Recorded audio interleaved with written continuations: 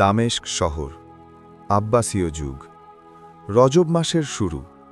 শহরের দক্ষিণ প্রান্তে একটি সুন্দর বাড়ি, বাগান আছে, খেজুর গাছ আছে। সেই বাড়িতে বাস করেন ইয়াহিয়া ইবনে সাঈদ। বয়স ৪৫, পরনে সাদা পাঞ্জাবি, মাথায় সাদা পাগড়ি, মুখে হাসি। তিনি একজন সফল কাপড় ব্যবসায়ী, ভালো মানুষ, নামাজ পড়েন, জাকাত দেন, মানুষের উপকার করেন। স্ত্রী খাদিজা, মাথায় সাদা হিজাব, পরনে সাদা আবায়া। 2 ছেলে, বড় আব্দুর রহমান, বয়স 20, ছোট ইসমাইল, বয়স 15। পরিবারটি সুখী, আল্লাহর শুকরিয়া আদায় করে। কিন্তু আল্লাহ পরীক্ষা করতে চাইলেন। প্রথম পরীক্ষা, সম্পদ। সেই বছর ব্যবসায় বিশাল ক্ষতি। একটি বাণিজ্য কাফেলা সিরিয়া থেকে মিশর যাচ্ছিল। পথে ডাকাতের আক্রমণ, সব মাল লুট।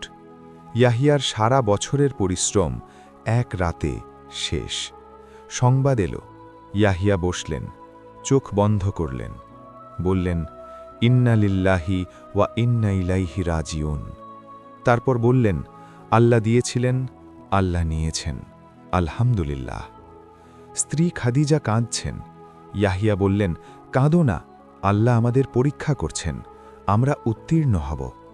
কিন্তু ক্ষতি এখানেই শেষ হল না। দ্বিতীয় পরীক্ষা, ঘর। ব্যবসায় ক্ষতি হওয়ায় ঋণ বাড়ল। যাদের কাছ থেকে মাল নিয়েছিলেন তারা পাওনা চাইল। ইয়াহিয়া দেওয়ার মতো কিছু নেই। শেষে বাড়িটা বিক্রি করতে হল। সেই সুন্দর বাড়ি, বাগান, খেজুর গাছ সব গেল। পরিবার উঠল শহরের এক কোণে একটি ছোট্ট ভাড়া ঘরে। খাদিজা কিছু বললেন না, শুধু হিজাব ঠিক করে বললেন, আল্লাহর শুকরিয়া, মাথার ওপর ছাদ আছে। ইয়াহিয়া স্ত্রীর দিকে তাকালেন, চোখ ভিজে এলো। তৃতীয় পরীক্ষা, সন্তান। কয়েক মাস পরে বড় ছেলে আব্দুর রহমান ব্যবসার কাজে গেছে। পথে একটি দুর্ঘটনা, ঘোড়া থেকে পড়ে গুরুতর আহত। কয়েকদিন জীবন মৃত্যুর মাঝখানে, তারপর চলে গেল। ইয়াহিয়া ছেলের কবরের পাশে হাঁটু গেড়ে বসলেন, কাঁদলেন অনেকক্ষণ। তারপর মাটিতে কপাল রাখলেন, সিজদায় বললেন, ইয়া আল্লাহ, তুমি আমানত ফেরত নিয়েছ, তোমারই সব, আলহামদুলিল্লাহ। কবরস্থান থেকে ফেরার পথে এক প্রতিবেশী বলল, ইয়াহিয়া ভাই, আপনি এত কষ্টেও ধৈর্য ধরছেন কিভাবে? ইয়াহিয়া বললেন, আইয়ুব আলাইহিসসালামের কথা মনে করি। তিনি কত কষ্ট পেয়েছিলেন, তবু বলেছিলেন, আমি তোমার কাছে দুঃখ জানাচ্ছি, তুমি সবচেয়ে দয়ালু, তাহলে আমি কেন ধৈর্য হারাব? চতুর্থ পরীক্ষা, অসুস্থতা। সেই শোকের মধ্যেই ইয়াহিয়া অসুস্থ হলেন। জ্বর, তারপর শরীরে ব্যথা, চলাফেরা করতে পারছেন না। ছোট ছেলে ইসমাইল বাবার পাশে বসে সেবা করছে। ইয়াহিয়া বিছানায়, ছাদের দিকে তাকিয়ে মনে পড়ছে সুখের দিনগুলো, বাগানের সেই খেজুর গাছ, বড় ছেলের হাসি, ব্যবসার সোনালি দিন। কিন্তু মন ভাঙেননি, বিড়বিড় করছেন, আলহামদুলিল্লাহ আলা কুল্লি হাল, সব অবস্থায় আল্লাহর শুকরিয়া। এক রাতের কথা, রোগের তৃতীয় সপ্তাহ, রাত গভীর। ইয়াহিয়া ঘুমাতে পারছেন না। উঠলেন কষ্ট করে, জায়নামাজ বিছালেন, দাঁড়াতে পারছেন না। বসে দোয়া করলেন, ইয়া আল্লাহ, আমার সম্পদ গেছে, আমার বাড়ি গেছে, আমার ছেলে গেছে, আমার শরীর অসুস্থ, কিন্তু আমার ঈমান আছে, তোমার সাথে সম্পর্ক আছে, এটাই আমার সবচেয়ে বড় সম্পদ। আমাকে এটা দিয়েই রাখো, বাকি সব তুমি জানো। কাঁদলেন। তারপর একটা অদ্ভুত শান্তি বুকে। এত কষ্টের মধ্যে এত শান্তি। তিনি বুঝলেন এই শান্তি আল্লাহর পক্ষ থেকে। মহল্লার মানুষ। পরের দিন মহল্লার মানুষ এলেন। শেখ আব্দুল করিম, বয়স ৭০, সাদা পাঞ্জাবি, লম্বা সাদা দাড়ি, সাদা পাগড়ি। মহল্লার ইমাম ইয়াহিয়ার বিছানার পাশে বসলেন, বললেন, ইয়াহিয়া, তোমাকে দেখতে এলাম, কেমন আছো? ইয়াহিয়া বললেন, আলহামদুলিল্লাহ। শায়েখ হাসলেন, এত কষ্টে তবু আলহামদুলিল্লাহ? ইয়াহিয়া বললেন, শায়েখজি, আমার একটা প্রশ্ন, আল্লাহ কেন ভালো মানুষকেও কষ্ট দেন? শায়েখ আব্দুল করিম একটু থামলেন, বললেন, রাসূল সাল্লাল্লাহু আলাইহি ওয়াসাল্লাম বলেছেন, মুমিনের সব অবস্থাই অবাক করার মতো। সুখ হলে শুকরিয়া করে, সেটা তার জন্যে ভালো। কষ্ট হলে ধৈর্য ধরে, সেটাও তার জন্যে ভালো। ইয়াহিয়া, তুমি জানো কি তোমার এই ধৈর্য আল্লাহর কাছে কত দামি? ইয়াহিয়া বললেন, জানি না। শাইখ বললেন, আল্লাহ বলেছেন, ইন্নাল্লাহা মা সাবিরিন, আল্লাহ ধৈর্যশীলদের সাথে আছেন। তুমি যখন ধৈর্য ধরছ, আল্লাহ তোমার সাথে, এর চেয়ে বড় সম্মান কি আছে? ইয়াহিয়ার চোখ ভিজে এলো। শায়েখ আরও বললেন, জানো আল্লাহ যাকে পরীক্ষা করেন তার সাথে কি করেন? রাসূল সাল্লাল্লাহু আলাইহি ওয়াসাল্লাম বলেছেন, সবচেয়ে বেশি পরীক্ষা হয় নবীদের, তারপর নেককারদের, তারপর তাদের। তুমি যত বেশি পরীক্ষা পাচ্ছ, বুঝবে আল্লাহ তোমাকে কতটা ভালোবাসেন। ইয়াহিয়া চুপ। শাইখ বললেন, আর একটা কথা, প্রতিটি কষ্টে গুনাহ মাফ হয়, এমনকি পায়ে কাঁটা বিঁধলেও। ইয়াহিয়া হাসলেন, তাহলে আমার কত গুনাহ মাফ হয়েছে? দুজন একসাথে হাসলেন। ঘুরে দাঁড়ানো।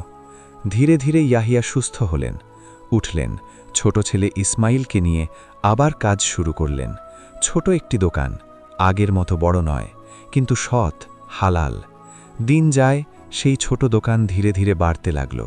ছেলে ইসমাইল কাজ শিখল, মানুষ বিশ্বাস করতে লাগল, কারণ ইয়াহিয়া কষ্টে ভেঙে পড়েননি। মানুষ জানে, যে মানুষ কষ্টে টিকে থাকে, সুখেও বিশ্বস্ত থাকে। 5 বছর পরে 5 বছর পরে ইয়াহিয়ার আবার একটি সুন্দর বাড়ি, আগেরটার মতোই। ব্যবসা ভালো, ইসমাইল বিয়ে করেছে, নাতি হয়েছে। একদিন শায়েখ আব্দুল কারিম এলেন, চা পান করতে করতে বললেন, ইয়াহিয়া, এখন কেমন আছো? ইয়াহিয়া হাসলেন, আলহামদুলিল্লাহ, ভালো। শায়েখ বললেন, সেই কঠিন দিনগুলোর কথা মনে আছে? কিভাবে ভুলব? তখন কি মনে হতো?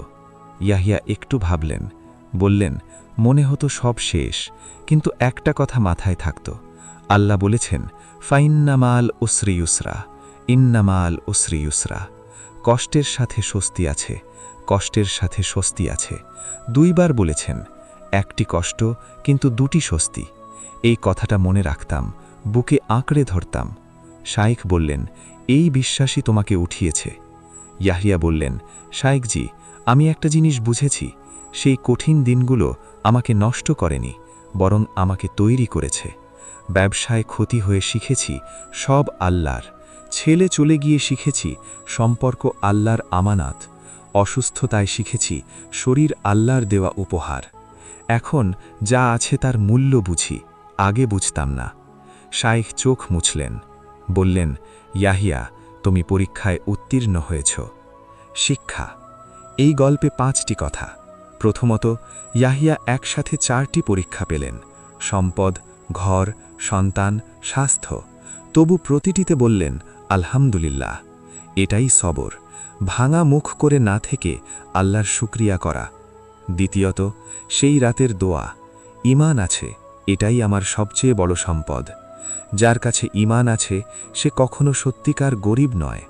তৃতীয়ত, কষ্ট মানে আল্লাহ ছেড়ে দিয়েছেন নয়, কষ্ট মানে আল্লাহ পরীক্ষা করছেন। আইয়ুব আলাইহিসসালাম পরীক্ষা পেয়েছিলেন, ইউসুফ আলাইহিসসালাম পেয়েছিলেন, মুসা আলাইহিসসালাম পেয়েছিলেন। যত বড় পরীক্ষা, তত বড় পুরস্কার। চতুর্থত, ফাইন্নামাল উসরি ইসরা, একটি কষ্টের সাথে 2টি স্বস্তি।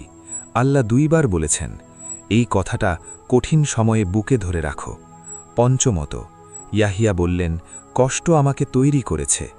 কষ্ট মানুষকে ভাঙে না, বরং যদি ধৈর্য ধরো, কষ্ট মানুষকে গড়ে। আজ যদি তোমার জীবনে কষ্ট থাকে, বলো, ফাইন্নামাল উসরি ইউসরা, কষ্টের সাথেই স্বস্তি আছে। থামবে না, ভাঙবে না, আল্লাহ তোমার সাথে সব সময়। সমাপ্তি। নিশ্চয়ই কষ্টের সাথে স্বস্তি আছে, নিশ্চয়ই কষ্টের সাথে স্বস্তি আছে। সূরা আশ-শারাহ, আয়াত 5 থেকে 6। সব হারানোর পরেও যে বলতে পারে আলহামদুলিল্লাহ, সেই মানুষকে আল্লাহ সবচেয়ে বেশি ভালোবাসেন।